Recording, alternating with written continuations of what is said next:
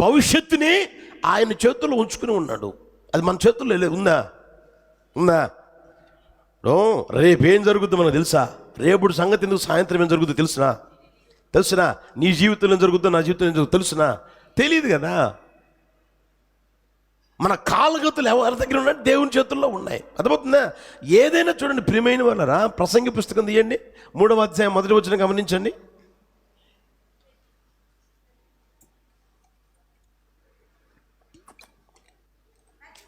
ప్రసంగి పుస్తకం 3వ అధ్యాయం 1వ వచనం. ప్రతిదానికి సమయము కలదు, ఆకాశము క్రింద ప్రతి ప్రయత్నమునకు నువ్వెన్ని ప్రయత్నాలైనా చెయ్యి. అర్థమవుతుందా? ఆ ప్రయత్నాలన్నిటికీ ఏముందంట చెప్పండి? ప్రతిదానికి ఏముందంట? సమయం ఉంది. ప్రతిదానికి దేవుడు టైం నిర్ణయించి పెట్టున్నాడు. 11 గమనిస్తారా? ఆ మాట అందరు చదవండి ఒకసారి. దేని కాలమందు అది చక్కగా ఉండునట్లు సమస్తమును ఆయన. ఇంక దానికి ఎందుకు బాధ? దానికి ఎందుకు మనం చింతించడం? దానికి ఎందుకు మనం ఏడ్చుకుంటా కూర్చోవడం? నా కర్మ నా కర్మ నా కర్మ నా కర్మ అంట. నా తలరాత లాగుంది అని అనుకోవడం దేనికి? దేవుని వాక్యం ఏం చెప్తుంది చెప్పండి? దేని కాలమందు, చెప్పండి, దేని కాలమందు అది చక్కగా ఉండునట్లు సమస్తమును ఆయన నియమించి పెట్టాడు. నువ్వు పుట్టిన తర్వాత కాదు, నువ్వు ఎదుగుతూ ఉన్నప్పుడు కాదు, నువ్వు పెరుగుతూ ఉన్నప్పుడు కాదు, నీకు ఒక వయసు వచ్చిన తర్వాత కాదు. అర్థమవుతుందా? నువ్వు పుట్టక మునిపే ఆయన నియమించి పెట్టేశాడు. అర్థమవుతుందా? ఇల్లు పని ప్రారంభించక మునిపే నువ్వేం తయారు చేసి పెడతావు? ప్లాన్ రెడీ చేసి పెడతావా లేదా? బ్లూ ప్రింట్ రెడీ చేస్తావా లేదా? ప్లాన్ రెడీ చేసి పెడతావా? ఆ ప్లాన్ ఏం చేస్తావు? అప్రూవల్ చేసుకుంటావు పోయి. అదేవిధంగా నువ్వు పుట్టక మునిపే దేవుడు ఏం చేశాడు అంటే, నువ్వు ఏ తల్లికి ఏ తండ్రికి పుట్టాలో నిర్ణయించి పెట్టాడు, ఏ ఊరిలో పుట్టాలో నిర్ణయించి పెట్టాడు, ఏ ప్రాంతంలో ఉండాలో నిర్ణయించి పెట్టాడు, ఎక్కడ నీకు సొంత ఇల్లు ఉండాలో, ఏ ఇంట్లో నువ్వు ఉండాలో ఏమండి సమస్తం నిర్ణయించి పెట్టాడు, నియమించేసేసాడు ఆయన. మీరు ఆ మాట అపోస్తుల కార్యాలు చూసుకోగలరు, 17వ అధ్యాయం ఉంటుంది, తర్వాత ఇంటికి వెళ్ళి చదువుకోండి ఆ మాటలో. అర్థమవుతుందా? ఏది ఆయన అప్పటికప్పుడు చేయడు. మనం అంటాం ఇప్పుడే గుర్తొచ్చిందండి, ఇప్పుడేనండి. దేవుడు ఆ పనులు ఎప్పుడు చేయడు, ముందుగానే నిర్ణయించి పెడతాడు ఆయన. హల్లెలూయా, హల్లెలూయా. బైబిల్లో ఉంది కదా, ఏమన్నది, మనల్ని ప్రసంగాలు చేస్తుంటారు కదా, నీకు ఒక ఎముక తక్కువగా ఉంటుంది, అది నిజమెంత అబద్ధమేదో నన్ను అడగమాకండి. నీ ఎముక అక్కడాడో తీసుకుపోయాడు, ఏ ఊరికి చెప్పండి? ఇక మీరే కదా, ఆ ఊరిలో నేను మ్యానుఫ్యాక్చరింగ్ చేశాడు, ఆ తర్వాత తీసుకొని వచ్చి ఇప్పుడు పక్కన కూర్చోబెట్టాడు. ఒక ఎముక తక్కువ ఉంటుందో ఎక్కువ ఉంటుందో నన్ను అడగమాకండి, నేను ఎప్పుడు లెక్క పెట్టలా. సైన్స్ ప్రకారం నాకు తెలిసింది ఏంటంటే 206 కదా, 206 ఎముకలు ఉంటాయి మనిషికి. ఒకటి తక్కువ ఉండదు, ఒకటి ఎక్కువ ఉండదు నాకు తెలిసి. మనోళ్ళు చెప్తా ఉంటారు, అది మామూలే, మనం వింటా ఉండాలి అంతే. హల్లెలూయా, హల్లెలూయా. అర్థమవుతుందా? ఎప్పుడో నిర్ణయించి పెట్టేశాడు అంతే. అప్పటికప్పుడు నీకోసం మ్యానుఫ్యాక్చరింగ్ ఏమి చేయడు ఆయన. కనుక ప్రియమైన వాళ్ళరా, నీ వ్యక్తిగత జీవితంలో అది గుర్తెరగలిగిన స్థితిలోనికి రావాలి. ఎలా చేశాడు తెలిసినా? చెప్పండి, దేని కాలమందు, చెప్పండి గట్టిగా, దేని కాలమందు అది చక్కగా ఉండునట్లు సమస్త నియమించాడంట. ఎలా? చక్కగా ఉండాలి, చక్కగా ఉండాలి. ఆ కుటుంబం చక్కగా ఉండాలి, ఆ వ్యక్తి చక్కగా ఉండాలి, ఆ పిల్లలు చక్కగా ఉండాలి, ఆ ప్రాంతంలో ఆ కుటుంబం చక్కగా ఉండాలి అని ఆయన ఎప్పుడో నిర్ణయించి పెట్టేశాడు. అర్థమవుతుందా? దానికి ఒకవేళ వ్యతిరేకంగా ఎన్ని జరుగుతూ ఉన్నా జరిగినా అది మారదు. ఏది? దేవుడు నిర్ణయించి పెట్టాడే అది మారదు, అది ఆయన మార్చడు. ఆయన మార్పు లేని దేవుడు కనుక ఆయన మార్చజాలరు. ఎవరు మార్చజాలరు ప్రియమైన వాళ్ళరా, దాన్ని గుర్తుపెట్టుకొందురుగాక. ఏదైనా సరే నేను మీకు అప్పుడప్పుడు చెప్తున్నాను కదా, దేవుడు నీ జీవితంలో లేదా మన జీవితంలో ఏది చేసినా ఆయన మేలుకరంగానే ముగించునుగాక. హల్లెలూయా. దేని కాలమందు చక్కగా ఉండునట్లుగా, ఏమండి, నీ జీవితం చక్కగా ఉన్నట్లుగా ఆయన ఆశీర్వదించునుగాక. చక్కగా ఉన్నట్లుగా నా దేవుడు దీవించునుగాక. హల్లెలూయా. ఆ మాట ఒకటి చూపిస్తాను చూడండి. 1వ అధ్యాయం 1వ వచనం, కీర్తనల పుస్తకం 1వ అధ్యాయం 1 నుంచి చూడండి. దుష్టుల ఆలోచన చొప్పున నడవక, పాపుల మార్గమున నిలవక, అపహాసకులు కూర్చున్న చోటను కూర్చుండక, యెహోవా ధర్మశాస్త్రమునందు ఆనందించుచు దివారాత్రములు ధ్యానించువాడు ధన్యుడు. అతడు నీటి కాలవల యోరను నాటబడినదై ఆకు వాడక తన కాలమందు ఫలమిచ్చు చెట్టు వలె. ఏ చెట్టు అంట? గట్టిగా చెప్పండి. ఆ మాట చూడండి అక్కడ, తన కాలమందు. అర్థమవుతుందా? ఇప్పుడు మామిడి చెట్టు ఉందనుకోండి, ఈ టైంలో కాయమంటే కాసదా? కాయదు. ఇప్పుడు శంకర జాతి వచ్చింది అనుకోండి, రాలేదా? అదే హైబ్రిడ్ అంటామే, శంకర జాతి. అది ఏ టైంలో కాపిస్తారు, ఎందుకంటే టెక్నాలజీ పెరిగిపోయింది కాబట్టి ఇంజెక్షన్ ఇస్తారు, కాపిస్తారు. అర్థమవుతుందా? అయితే దేవుడు చూడండి, తన కాలమందు ఫలమిస్తా ఉండు. చెట్టు అనేది తన కాలమందు ఫలమిస్తా. అదేవిధంగా నీ జీవితంలో ఏమండి, సరి అయిన టైంలో సరి అయిన ఆశీర్వాదం నువ్వు పొందగలిగేటట్లుగా నా యేసయ్య కృప చూపును గాక. హల్లెలూయా. సరి అయిన టైంలో సరి అయిన ఉద్యోగం నా ప్రభు దయచేయును గాక. సరి అయిన టైంలో సరి అయిన సంబంధం నా ప్రభు దయచేయును గాక. సరి అయిన టైంలో సరి అయిన దైవ భక్తి గల సంతానాన్ని ప్రభు దయచేయును గాక. హల్లెలూయా. దేవుడు ఏదైనా చేయని ఆయన దాని కాలం ముందు ఎలా ఉంటుందంట? చక్కగా ఉంటుంది. హల్లెలూయా.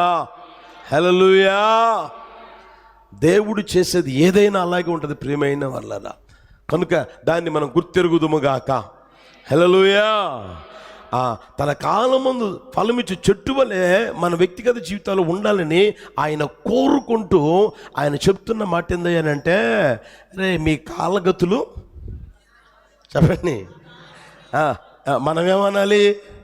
ఆయన అంటాడు, నీ కాళ్ళగతులు నా చేతుల్లో ఉన్నాయిరా.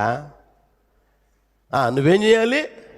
నా చేతి తట్టు నేను కరుణించే వరకు నీవు చూస్తా ఉండాలి.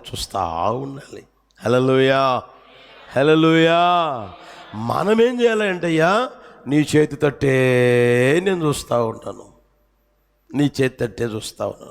నువ్వు యజమానుడు అయ్యా, నా యజమానుడు అయ్యా, నన్ను కరుణించే వరకు నీ చేతట్టే నేను చూస్తూ ఉన్నాను అన్న ఆ భావనతో నీ వ్యక్తిగత జీవితం ముందుకు అడుగు వేయును గాక.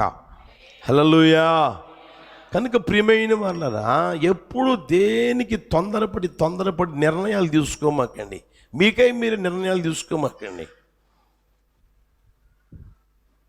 అర్థమవుతుందా? ఏ విషయంలో సరే మీకై మీరు నిర్ణయాలు ఎప్పుడు తీసుకోమాకండి. యేసు ప్రభుతోనే తిరిగారు, యేసు ప్రభుతోనే ఏమండి నడిపించబడ్డారు, యేసు ప్రభు పెట్టింది తిన్నారు, యేసు ప్రభు ఇచ్చింది కట్టుకున్నారు, యేసు ప్రభు ఇచ్చినయే వాళ్ళ దగ్గర అన్నీ ఉన్నాయి. అర్థమవుతుందా? వాళ్ళు ముందు పోండా అంటే వాళ్ళు పోతా ఉన్నారండి. పడవలో ప్రయాణం చేస్తే పోతా ఉన్నారు. 4వ జామున యేసు ప్రభు అలా నీళ్ళ మీద వస్తూ ఉంటే, అమ్మో పోతాం, అయ్యో పోతాం, అమ్మో దెయ్యం. ఎవరిని ఎందుకని? అక్కడ రాయబడిన మాట తొందరపడి. అర్థమవుతుందా? తొందరపడితే యేసయ్య ఎవరు నువ్వు గ్రహించలేవు. యేసయ్య చేసే కార్యాలు కూడా నువ్వు గ్రహించలేవు.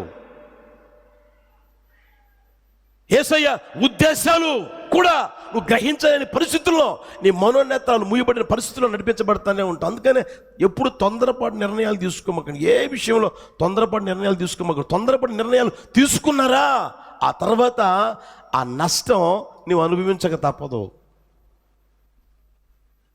కనుక ఏ విషయంలో కూడా తొందరపడి నిర్ణయాలు తీసుకోకుందురుగాక.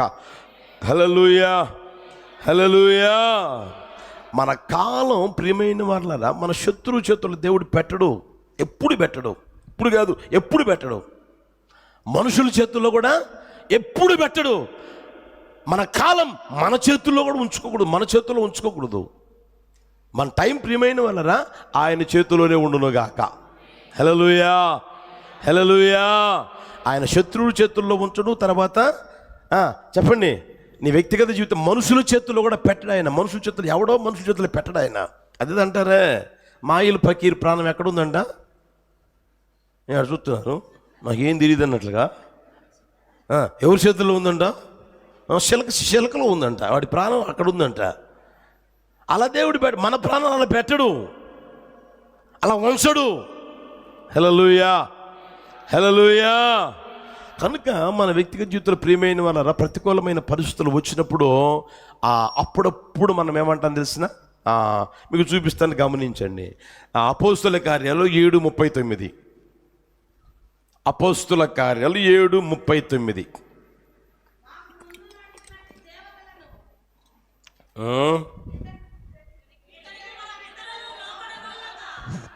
ఇతనికి మన పితరులు లోబడనొల్లక త్రోసివేసి తమ హృదయములో ఐగుప్తు నక్కు.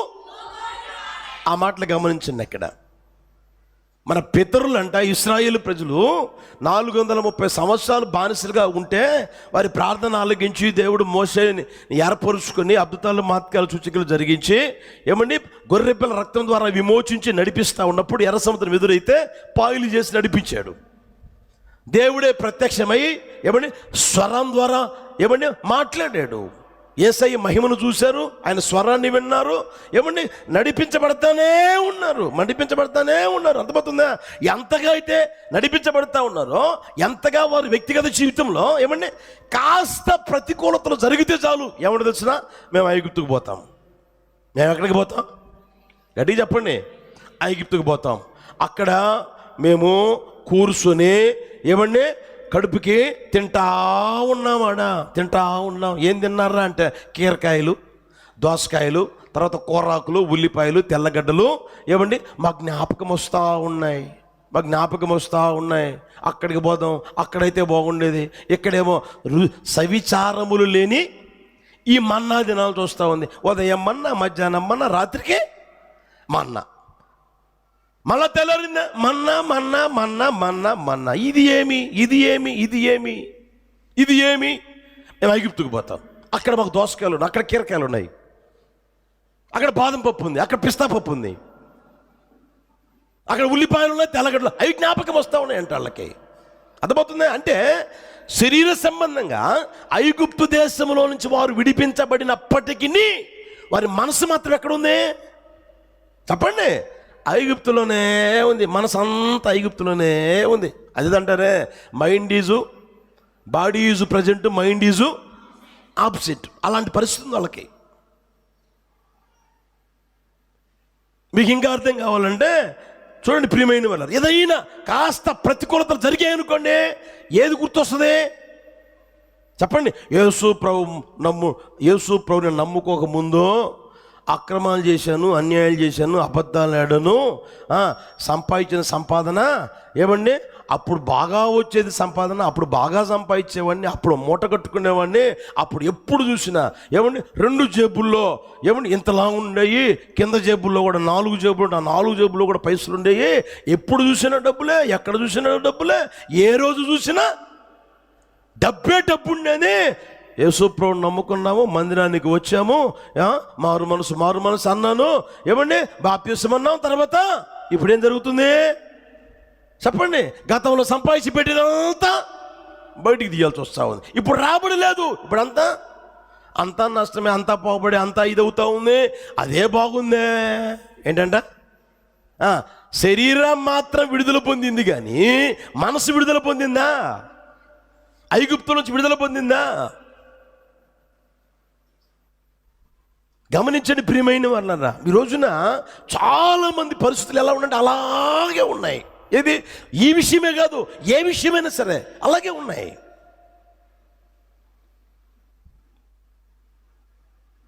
కనుక నువ్వు మాట్లాడాల్సిన మాట ఏంటంటే, నా కాలగతులు చెప్పండి ఎక్కడున్నాయి? నీ చేతిలో ఉన్నాయ్యా. నా కాలగతులు నీ చేతుల్లో ఉన్నాయి. ఏదైనా మీరు మేలే చేస్తారు. హల్లెలూయా, హల్లెలూయా. ఆ దోసకాయ దొరకకపోతే ఏమైంది? కీరకాయ దొరకకపోతే ఏమైంది? వాళ్ళకి ఉల్లిపాయలు లేకపోతే ఏమైంది? తెల్లగడ్డలు లేకపోతే ఏమైంది? ఏమండి, అవి ఏమీ లేకపోయినా పరలోకపు మన్నాను కురిపించి పోషిస్తున్నాడు కదా. అది అర్థమవుతుందా వాళ్ళకి? అది అర్థం కావడంలే. అది గుర్తొస్తుందంట, ఐగుప్తు గుర్తొస్తుందంట. అక్కడ ఏమండి, అక్కడ వేదన పడిన జీవితం, అక్కడ పాపపు జీవితం, అక్కడ బానిస బ్రతుకుల్లో ఉన్న ఆ జీవితం వాళ్ళ గుర్తు రావడం. అయ్యో, ఆడ బానిసలుగా బ్రతికే వెట్టి సేకరి చేసామే అన్న అది గుర్తు రావడంలే. తిండి గుర్తొస్తుంది.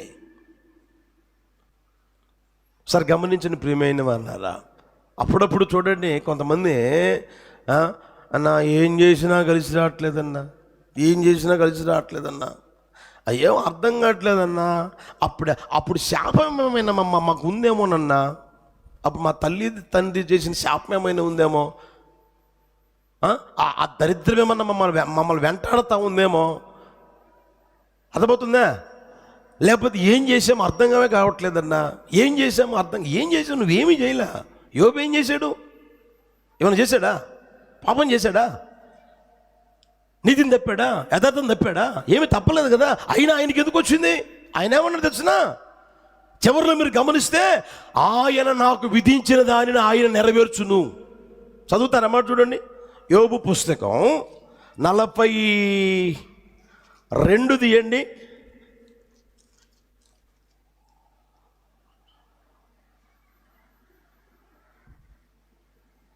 42 ఆ రెఫరెన్స్ నాకు గుర్తులేదు, చూస్తారా?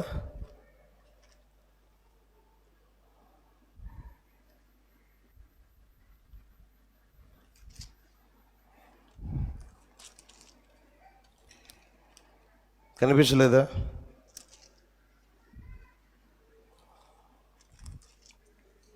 తర్వాత చదువుకుంటారా?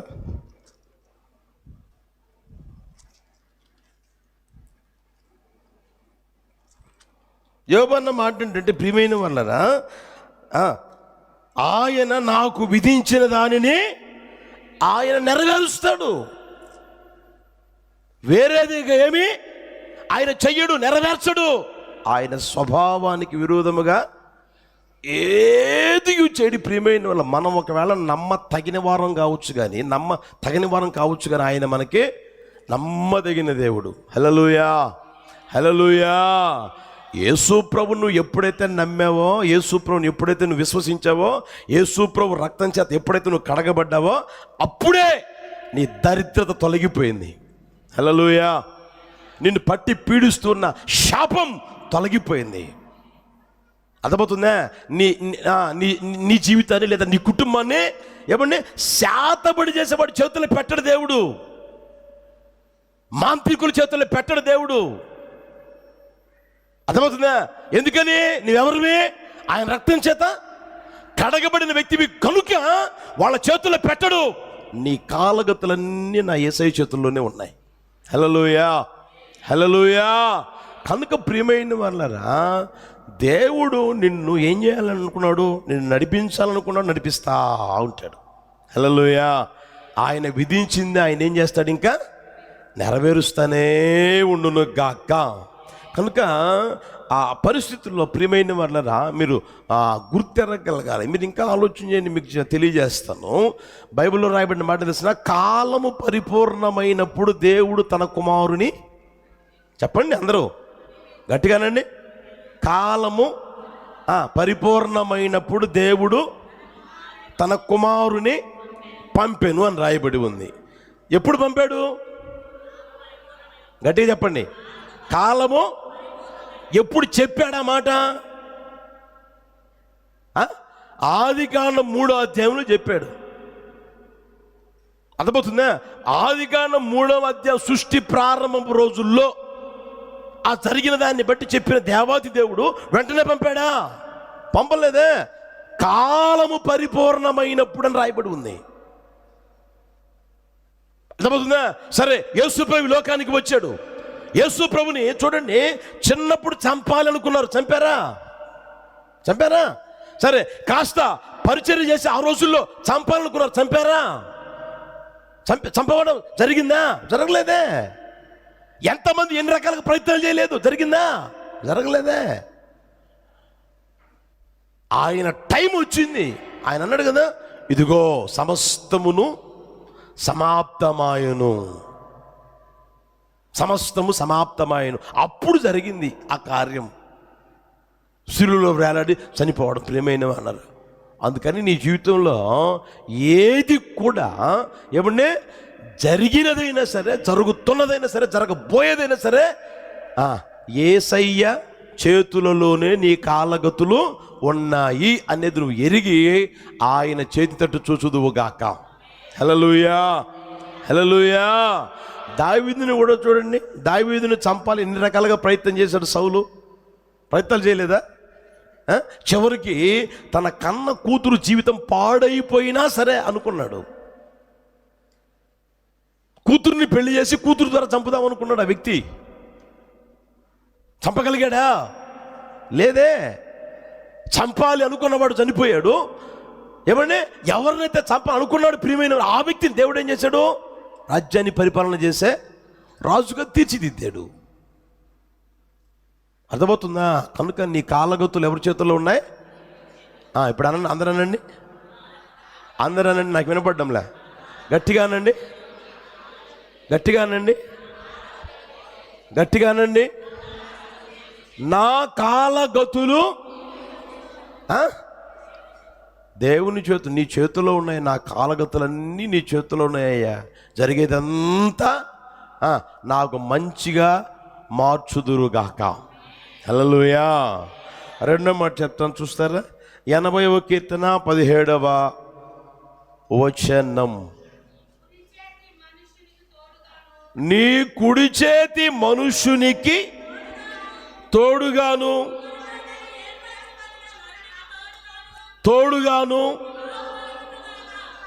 హల్లెలూయా. నేను వాడుక భాష అని చెప్తానే, ఆ వాడుక భాషలో ఏమనుందంటే, నీ కుడి చేతి మనిషి మీద నీ చేయి ఉంచు, నీవు బలపరచిన మానవ పుత్రుని మీద నీ చేయి ఉంచు. ఇంగ్లీష్లో కూడా మీకు చదివితే, let your hand B upon the man of your right hand, upon the, మీద. దేవుడు తన చెయ్యిని మన మీద ఉంచుతాడంట. యేసయ్యకి మహిమ కలుగును గాక. హల్లెలూయా. ఆ చేతి తట్టు మనం చూస్తూ ఉన్నాం అనుకోండి, యేసయ్య చేతి తట్టు చూస్తూ ఉంటే ఆయన చేతిని మన మీద ఉంచునుగాక, మన మీద ఉంచునుగాక. వచ్చిన ప్రతి ఒక్కరి మీద ఆయన చెయ్యి ఉంచునుగాక. హల్లెలూయా. మనం చేయవలసిన పని ఆయన చేతి తట్టే చూడాలి. యజమానుడు చేతి తట్టు దాసుడు చూచినట్లుగా ఏమండి మనము మన యజమానుని యేసయ్య చేతి తట్టు చూస్తూ ఉందుము గాక. హల్లెలూయా. ఎంతగా ఆయన చేతి తట్టును చూస్తూ ఉండగలిగితే అంతగా ఆయన చెయ్యి నీ మీద ఉంచునుగాక. హల్లెలూయా. నీ మీద ఉంచి ఆయన ఏం చేస్తాడో చూడండి ఒకసారి. మార్కు సువార్తమానం 5వ అధ్యాయం 22వ వచనం. మార్కు సువార్తమానం 5వ అధ్యాయం 22వ వచనం. ఆయన సముద్ర తీరమున ఉండగా సమాజ మందిరపు అధికారులలో యాయీరు అను ఒకడు వచ్చి ఆయన్ను చూచి ఆయన పాదముల మీద పడి, నా చిన్న కుమార్తె చావనై ఉన్నది, అది బాగుపడి బ్రతుకున్నట్లు నీవు వచ్చి దాని మీద చేతులు ఉంచవలనని ఆయన ఏం చేశారంట? బ్రతిమాలుకున్నాడు. ప్రియమైన వాళ్ళ యేసు ప్రభు సముద్ర తీరం ఉండగా సమాజ మందిర అధికారుల్లో యాయిరు అనే ఒకడు వచ్చాడంట. అయ్యా నా కుమార్తె, చెప్పండి, నా కుమార్తె చావనై ఉందయ్యా, నీవు వచ్చి దాని మీద నీ చేతులుంచాయా, దాని మీద నీ చేతులుంచాయా. హల్లెలూయా, హల్లెలూయా. చూడండి ప్రియమైన వాళ్ళరా, చావు మరణకరమైన రోగం చేత పట్టి పీడింపబడుతూ ఉంటే, ఇక ఎప్పుడు చనిపోద్దో తెలియని పరిస్థితుల్లో ఉంటే యేసు దగ్గరికి వచ్చి, అయ్యా దాని మీద నీ చెయ్యుంచయ్యా, నీ చెయ్యుంచ, దాని మీద నీ చెయ్యుంచయ్యా. హల్లెలూయా. అంటే అర్థం ఏంటంటే ప్రియమైన వాళ్ళరా, ఒకవేళ మరణకరమైన రోగంతో నువ్వు బాధపడుతూ ఉన్నా ఆయన చెయ్యి నీ మీద ఉంచి నిన్ను ముట్టి స్వస్థపరచును గాక. హల్లెలూయా, హల్లెలూయా. అప్పుడప్పుడు అంటారే ఏమని, మేము చేయాల్సినంత, డాక్టర్లు అంటారు మేము చేయాల్సిన ప్రయత్నాలన్నీ చేసి అంతా అయిపోయింది, ఇప్పుడు ఎవరి చేతుల్లో ఉంది చెప్పండి గట్టిగా. ఇక దేవుని చేతుల్లో ఉంది, మా చేతుల్లో ఏమీ లేదు, మేము చేసినంతా చేసాం, ఇక దేవుని చేతుల్లోనే ఉంది అని అంటారు. చూడండి, అంటే మనిషి ప్రయత్నం అయిపోయింది, మనిషి ఏమండి ఎన్ని రకాలుగా చేయాలో అన్ని రకాలుగా అయిపోయింది, ఇక మా చేతులు లేదు, ఆయనే చేయాలి, మీ దేవుడే చేయాలి, మీ దేవుడే చేయాలి. అంటే మనిషి చెయ్యలేని కార్యాలు కూడా నా యేసయ్య చెయ్యి చేయును గాక. హల్లెలూయా. నీ జీవితంలో ప్రియమైన వాళ్ళరా, ఏ అనారోగ్యంతో బాధపడుతూ ఉన్నా, ఏ రోగం నిన్ను పట్టి పీడిస్తూ ఉన్నా, నిశ్చయముగా నా యేసయ్య చెయ్యి నీ మీద ఉంచి నిన్ను ముట్టి స్వస్థపరచును గాక, నీకు ఆరోగ్యం దయచేయును గాక, నీలో ఉన్న అనారోగ్యం యేసు నామములో తొలగిపోవును గాక, నీలో ఉన్న ఏమండి ప్రతి రోగాల వ్యవస్థ యేసు నామములో నిర్మూలన చేయబడును గాక. హల్లెలూయా, హల్లెలూయా. ఎజ్రా పుస్తకం 7వ అధ్యాయం 6వ వచనం కూడా చూడండి. ఎజ్రా పుస్తకం 7వ అధ్యాయం 6వ వచనం. ఈ ఎజ్రా ఇశ్రాయేలీయుల దేవుడైన యెహోవా అనుగ్రహించిన ఎఫెక్ట్ వస్తుంది, అనుగ్రహించిన మోషే యొక్క ధర్మశాస్త్రమందు ప్రవీణత గల శాస్త్రి మరియు అతని దేవుడైన యెహోవా హస్తము అతనికి తోడుగా ఉన్నందున అతడు ఏ మనవి చేసినను, ఏ మనమైనా చేయని రాజు ఏం చేశాడంట?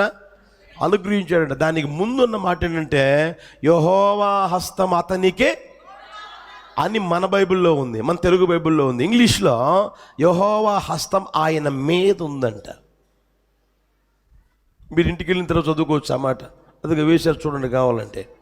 ఆయన మీద ఉందంట, ఎజ్రా మీద ఉందంట. ప్రియమైన అప్పాన్ అనే మాట వ్రాయబడడం జరిగింది. అర్థమవుతుందా? దేవుడు ఆయన చెయ్యి మన మీద ఉంచి ఆయన చేసే పని ఏంటంటే, నీవు చేసిన ఏ మనవైనా ఆయన నీకు దయచేయును గాక.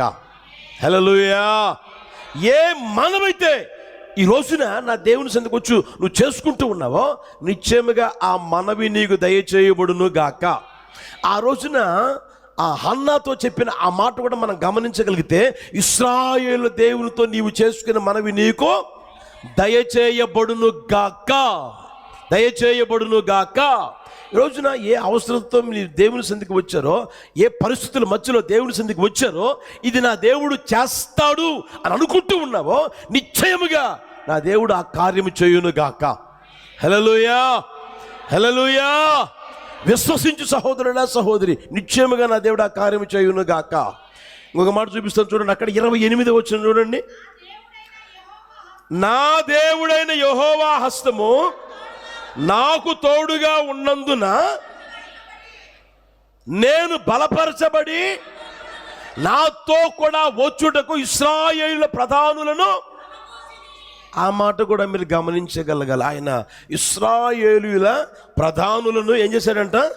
సమకూర్చాడంట. ఎలా సమకూర్చావు? ఒకరు కాదు కదా, ఇద్దరు కాదు కదా, కొంతమంది ఏమో వెళ్దామంటారు, కొంతమంది ఏమో ఇక్కడే ఉందామంటారు. అక్కడికి పోయి ఏం తింటావు?